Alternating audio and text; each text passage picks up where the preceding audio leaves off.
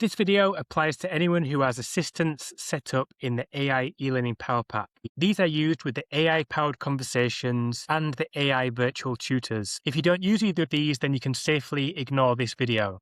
In June 2026, OpenAI announced that they are deprecating or removing prompt objects. And these are what are currently used to power the AI assistants in the AI eLearning Powerpack. You may recall when you set up the assistant, you went to platform.openai.com and created something called a prompt in there, and then copied that prompt ID into the AI eLearning Powerpack. We now need to make some changes to how this works. When you upgrade to version 1.3 of the AI eLearning Powerpack, you'll notice some warnings around the system advising you that you will need to make a change before November the 30th, 2026.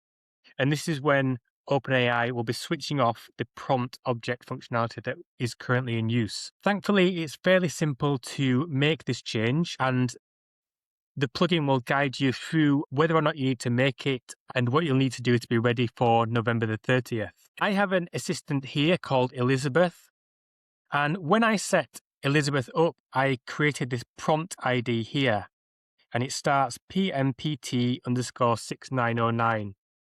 And I set this up in the OpenAI platform.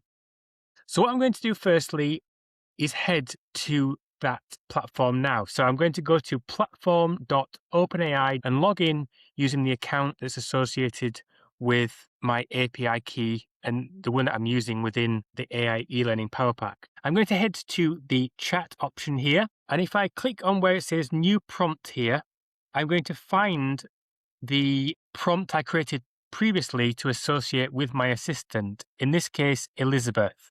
If you're unsure about this, what you can do is click on these three dots and it will show the prompt ID. And what you should find is that this matches the prompt ID associated with your assistant. And the way the change works is essentially we're no longer pulling this from OpenAI. We're going to add the instructions directly into the plugin settings here. So if I go back to Elizabeth here, I can see there's a prompt here that says how this assistant should behave. And it's saying they're an expert in a particular field. And what I'm going to do is just copy these instructions from here and paste them into the instructions field for the assistant. And notice that this is now green. This now says response is ready.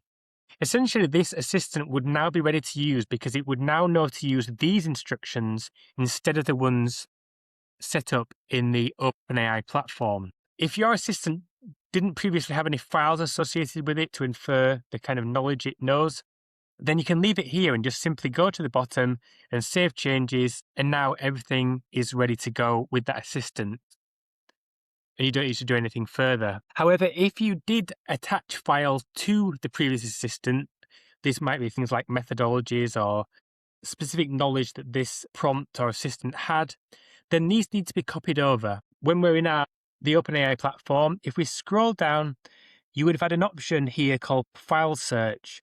And what we can do is click on this pencil icon here, and then click on where it says Configured Tools, and then you have what's called a vector store.